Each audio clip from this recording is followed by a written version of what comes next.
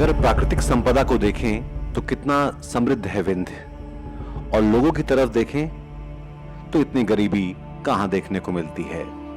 कोयला हो, जंगल हो, चूना हो, सौर ऊर्जा हो, विंध्य की संपदा का पूरा देश इस्तेमाल करता है। पर क्या यहां के लोगों को मिल पाता है उनका हिस्सा, उनका हक? सीमेंट कारखाने चल रहे हैं, देश भर में इमारतें, पुल, इंफ्रा बन रहा है, विकास हो रहा है, पर विंध्य के लोगों तक क्यों नहीं पहुंच पा रहा? क्या आपने कभी सोचा है कि आपके साथ सौतेला बर्ताव क्यों किया जा रहा है? आखिर क्यों विंध्य का नागरिक बेरोजगारी से जूझ रहा है? आखिर क्यों नौकरी की तलाश में आपका बच्चा अपने घरों से दूर जाने को मजबूर है? आंकड़ों के आईने में देखें तो सच बेहतर समझ में आता है, तस्वीर ज्यादा साफ होती है। 2021 की जनगणना हुई ही नहीं जिससे सच को ज्यादा साफ देखा जा सकता था। विंध्य क्षेत्र की अनुमानित आबादी अब 1,15,00,000 के आसपास है। सरकार चाहे केंद्र की हो या राज्य की, आंकड़े बताने में बहुत पारदर्शी नहीं होती, खासतौर पर जब सच उन्हें शर्मिंदा करने वाला हो। मध्य प्रदेश की बेरोजगारी दर 7.1% है, ग्वालियर चंबल की बेरोजगारी दर 7.5%, मालवा की बेरोजगारी दर 6.7% है। आपको पता है विंध्य क्षेत्र में बेरोजगारी की दर क्या है? 9.3%, यानी काम करने लायक हर 10वां विंध्यवासी बेरोजगार है। विंध्य में बेरोजगारी दर सबसे अधिक क्यों है? विंध्य की बेरोजगारी का अंदाजा इस बात से ही लगाया जा सकता है कि अलग अलग क्षेत्रों में 3,69,061 लोगों ने रोजगार पाने के लिए अपना रजिस्ट्रेशन तो करवाया, जबकि नौकरियां केवल 258 ही उपलब्ध थी, वो भी सिर्फ रीवा जिले में।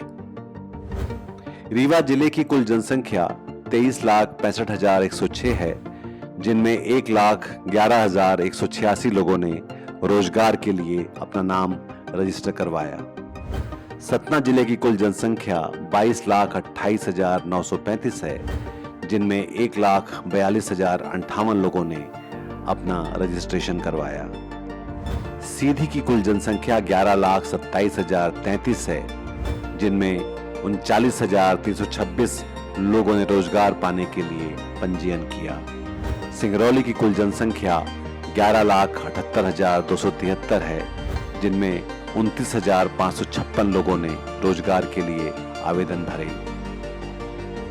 शहडोल की कुल जनसंख्या 10,66,063 है, जिनमें 40,320 लोगों ने रोजगार पाने के लिए रजिस्ट्रेशन किया। अनूपपुर की कुल जनसंख्या 7,49,273 है, जिनमें 24,656 लोगों ने नौकरी के लिए रजिस्टर किया है। उमरिया की कुल जनसंख्या 6,44,758 है, जिनमें 19,759 लोगों ने रोजगार पाने के लिए रजिस्टर करवाया है। जहां की जमीन पूरे देश को इतनी बिजली और चूना पत्थर देती हो, इतना कोयला देती हो, लेकिन वहीं के लोगों की यह स्थिति है, यह विरोधाभास अपने आप में विंध्य क्षेत्र के साथ हो रहे भेदभाव का जीता जागता सबूत है। मध्य प्रदेश के दूसरे हिस्सों की हालत विंध्य क्षेत्र से काफी बेहतर है। विंध्य के खिलाफ क्या कोई साजिश हो रही है? क्या यहाँ के लोग देश के बाकी लोगों से पिछड़े हैं? रोजगार के मौके यहाँ क्यों पैदा नहीं किए गए? ऐसा कैसे है विंध्य के लोगों को गरीब रहने के लिए छोड़ दिया गया? विंध्य फर्स्ट की टीम सीधी जिले के रामपुर तहसील के मुरतला गांव में सूर्य प्रताप शर्मा के पास गई और उनकी समस्या को जानने की कोशिश की।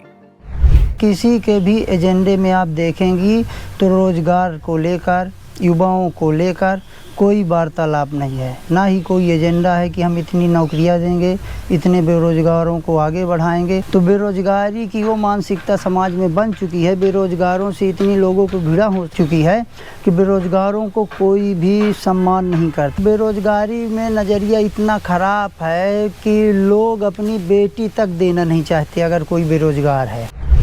इसके बाद हमने वहीं पास के आदित्य प्रताप सिंह से भी बात की। उसके बाद से मुझे नींद नहीं आई थी, पूरा रात जगते रह गए खुशी के मारे कि सिलेक्शन हो गया, चलो फाइनल सिलेक्शन हो गया अब जाके।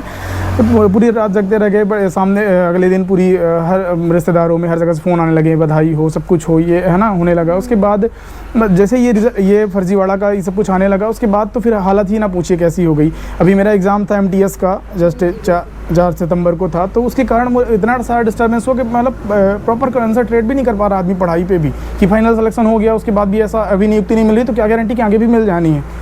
जो आज के समय में युवाओं में डिप्रेशन की एक बहुत कॉमन वजह है, वो ये है कि या तो वो बेरोज़गारी एक बहुत बड़ा वजह है, क्योंकि वो क्वालिफाई हो जाते हैं, उनको जॉब्स नहीं मिल रहे हैं, या जो जॉब्स मिल रहे हैं उसमें उनको सेटिस्फेक्शन है। देखिए, यदि आप एक वो है कि यदि आपके पास क्षमता है, और एक कथन है कर्माक्षर, प्रत्येक को उसके कार्य के अनुसार और प्रत्येक को उसकी क्षमता के अनुसार। तो यदि आप में क्षमता है और आप कार्य करने के इच्छुक हैं, और फिर भी यदि आप कार्य नहीं पा रहे, तो कहीं ना कहीं इसमें कुछ सोचने की आवश्यकता है और अपनी स्किल्स को, अपनी क्षमताओं को, अपनी योग्यताओं को बढ़ाने की ज़रूरत है। अगर आप विंध्य के सच्चे नागरिक हैं तो जाहिर है इस बात पर न सिर्फ गौर करेंगे बल्कि अपने जनप्रतिनिधियों से सवाल भी करेंगे। आखिर कौन है जो आपके बच्चों का हक आपसे छीन रहा है? पिछले 20 साल में ऐसा कैसे है कि न ढंग के स्कूल खुले, न कोई ढंग का उद्योग खोला गया? वे कौन सी ताकतें हैं, कौन लोग हैं जो विंध्य को आगे बढ़ते नहीं देखना चाहते? आपको सोचना पड़ेगा। विंध्य का हक अभी मांगे या फिर चुने गरीबी, बेरोजगारी और मुश्किलें? सोचिए, पूछिए, मांगिए, आपका हक है। चुप रहना विकल्प नहीं।